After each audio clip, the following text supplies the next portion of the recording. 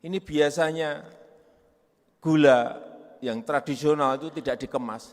Ini gula semut seperti ini juga sangat bagus sekali. Gula aren. Saya hanya kagum packaging kemasan yang sudah bagus-bagus seperti ini. Ini yang terus, jangan hanya Banten saja, tapi seluruh provinsi harus melakukan ini. Dan motornya adalah HIPMI, motornya HIPMI. Karena kreativitas, inovasi itu pasti ada di pengusaha-pengusaha muda, pasti, saya pastikan. Bismillahirrahmanirrahim. Assalamualaikum warahmatullahi wabarakatuh. Selamat pagi, salam sejahtera bagi kita semuanya. Om Swastiastu, Namo Buddhaya, salam kebajikan. Yang saya hormati Ketua dan Pimpinan Lembaga Negara yang hadir, yang saya hormati para Menteri Kabinet Indonesia Maju, yang saya hormati Gubernur Banten beserta para Bupati dan Wali Kota,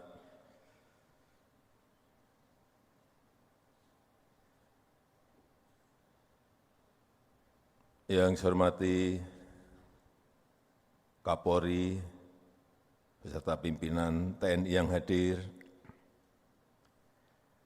yang saya hormati Ketua Umum PBB HIPMI, Bung Akbar Himawan Bukhari,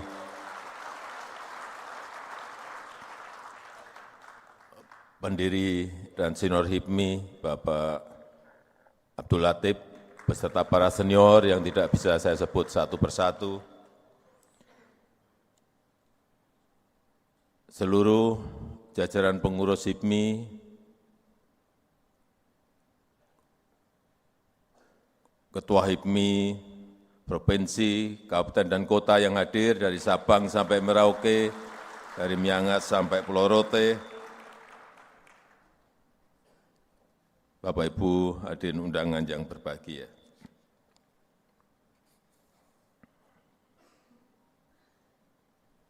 Tadi yang disampaikan oleh Bung Akbar betul.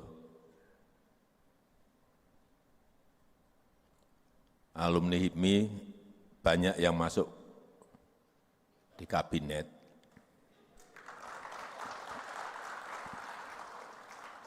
Ada Pak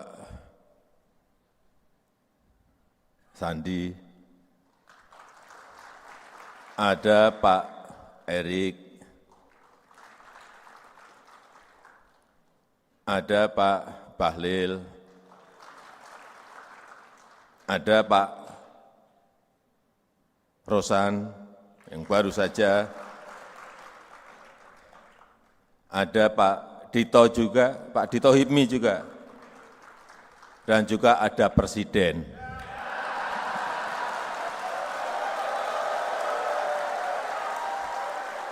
Jangan dilupakan saya ini adalah HIPMI tapi HIPMI daerah. HIPMI kampung memang belum masuk ke BPP, belum masuk ke HIPMI pusat. HIPMI daerah. Tapi sekali lagi Presiden tetap HIPMI.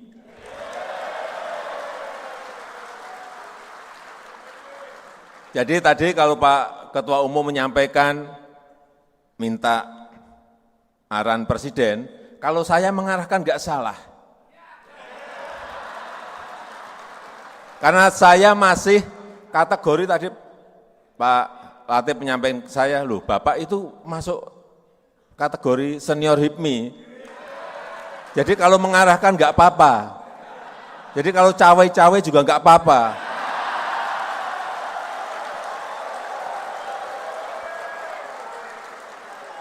Karena kan di keluarga kita sendiri kan.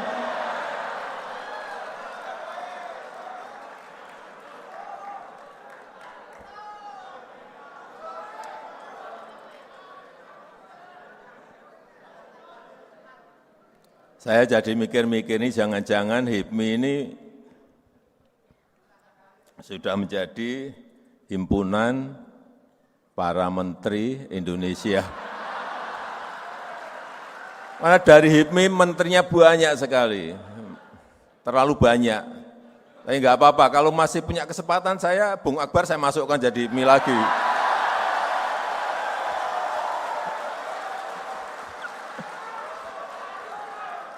Tapi enggak lah, enggak. Bung Akbar ngantri untuk tahun depan jadi menteri bisa saya kira. Meskipun presidennya bukan saya, tapi Bung Akbar masuk, udah.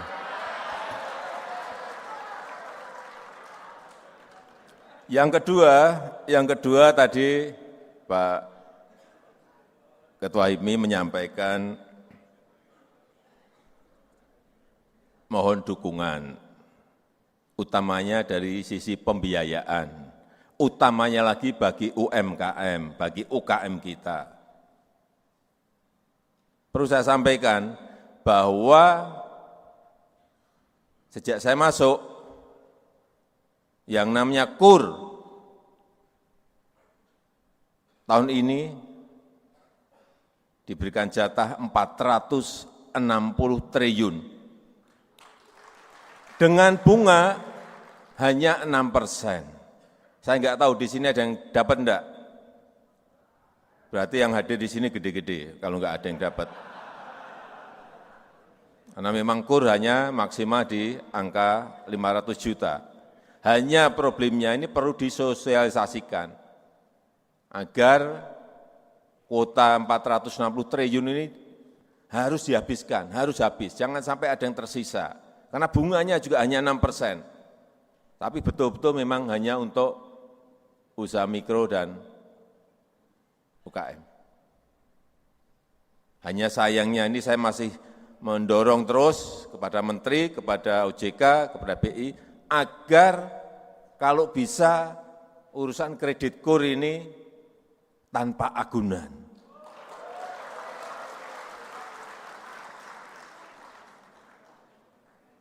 Mestinya harus menggunakan sistem kredit scoring. Mestinya seperti itu, karena sudah 145 negara untuk UMKM itu menggunakan sistem kredit scoring. Melihat skornya, melihat karakternya, baik enggak, beri 500 juta, beri 300 juta, beri 100 juta. Mestinya seperti itu. Karena pengusaha-pengusaha muda yang baru berangkat untuk masuk ke dunia usaha, biasanya belum memiliki aset, belum memiliki kolateral, belum memiliki agunan. Jadi kalau peluang diberikan dengan sistem kredit scoring itu akan lebih memudahkan. Dan ini akan terus saya dorong.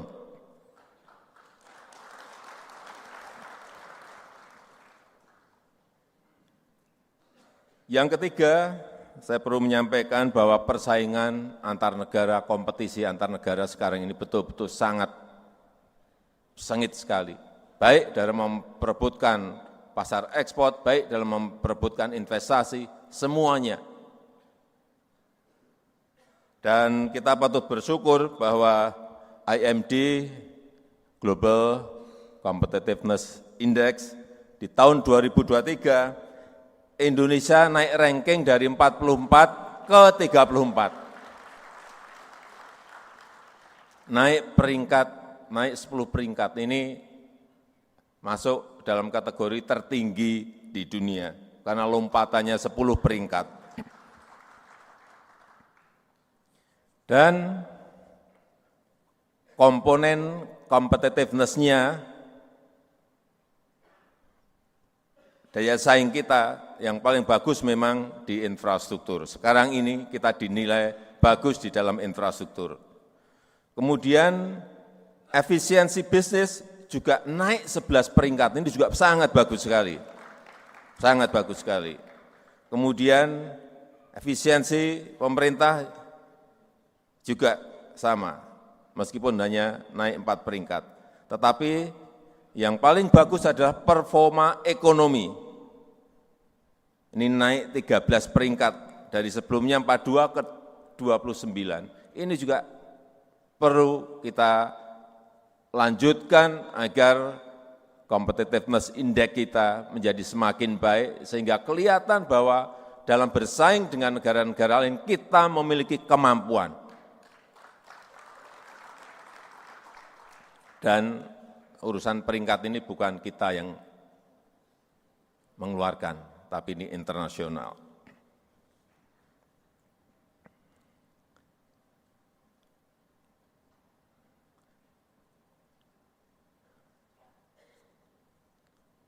Kemudian yang berkaitan dengan hilirisasi.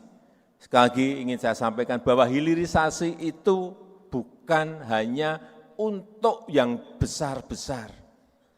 Bukan urusan nikel saja, bukan urusan tambang tembaga yang gede-gede, enggak. Yang UKM pun kita harus industrialisasikan, harus hilirisasikan semua produk yang masih mentahan. Tadi di depan saya mampir di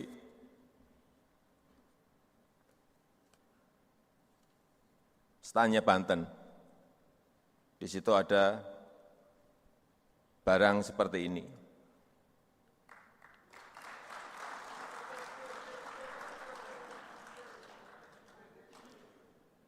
Ini kopi alami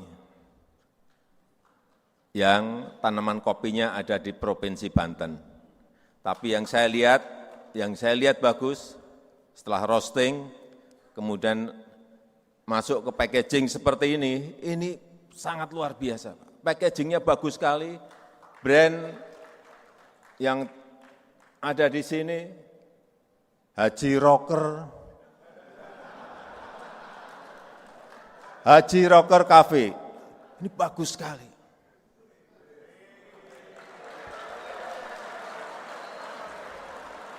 Oh, pemiliknya ada di sini.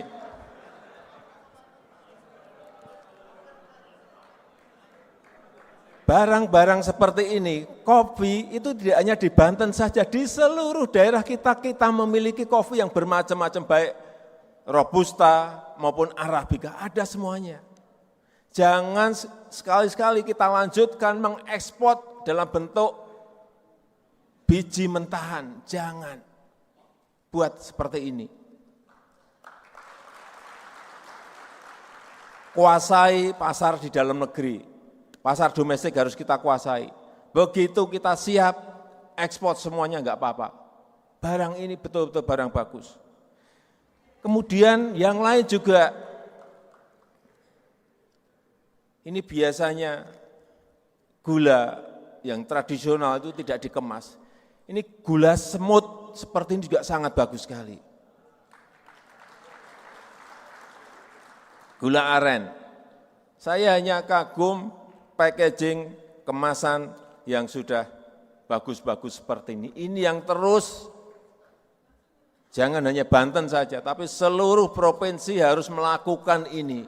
Dan motornya adalah HIPMI, Karena kreativitas, inovasi itu pasti ada di pengusaha-pengusaha muda, pasti, saya pastikan.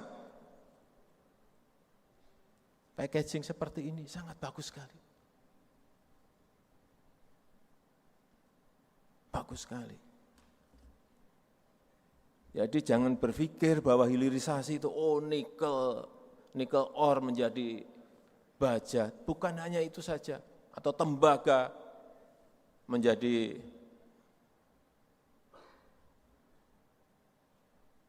copper foil. Bukan hanya itu saja, yang seperti ini harus semuanya. Saya melihat rumput laut juga banyak yang belum dihilirisasikan. Kita ini nomor 2 di dunia rumput laut. Tapi ekspornya mentahan. Saya cek kemana ini mentahan? Ke Filipina, ke Thailand. Kenapa enggak buat industri sendiri di sini? Tepung agar bisa dibuat, kerajinan bisa dibuat, nilai tambahnya langsung melompat semuanya. Jangan biarkan mentahan-mentahan itu terus diekspor. Industrialisasikan, hilirisasikan di dalam negeri. Agar ada kesempatan kerja yang terbuka, nilai tambah kita dapatkan, Sehingga negara juga akan dapat nanti, kalau nilai tambah muncul, negara akan dapat penerimaan negara otomatis pasti akan naik. Kelapa sawit yang ditanam oleh, bukan yang gede-gede, yang oleh petani-petani kita, kalau dihilirkan, karena kita memiliki 46 juta ton per tahun, bisa masuk ke industri yang agak menengah, bisa sabun, bisa cocoa butter, bisa oleo food, lipat, bisa 79 kali, bisa 8 kali, bisa 5 kali. Ini harus menjadi kesadaran kita semuanya, karena sudah 400 tahun kita ini ekspor bahan mentah sejak VOC. Sekali lagi, jangan diterus-teruskan, meskipun ditekan oleh Uni Eropa, ditekan dari WTO, ditekan dari IMF, jangan mundur, jangan berhenti.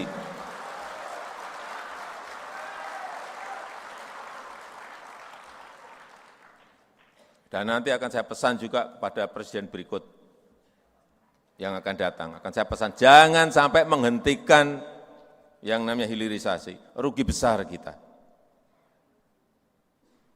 Karena kalau semua kita hilirisasikan, perkiraan hitung-hitungan Bappenas itu, 10 tahun yang akan datang, pendapatan per kapita kita akan mencapai 10.900 US dollar.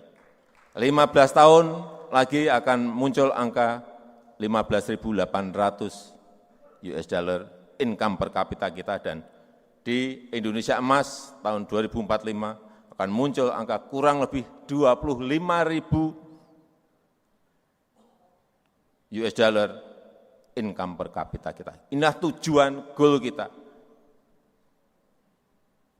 Tidak hanya visi besar, tapi kita harus memiliki visi taktis. Visi taktis tadi yang itu tadi. Ya ini. Ini visi taktis yang harus kita kerjakan bersama-sama. Saya rasa itu yang ingin saya sampaikan dalam kesempatan yang baik ini, dan dengan mengucap Bismillahirrahmanirrahim, pada pagi hari ini secara resmi saya buka Rapat Kerja Nasional ke-18 Himpunan Pengusaha Muda Indonesia HIPMI tahun 2023. Terima kasih. Wassalamualaikum warahmatullahi wabarakatuh.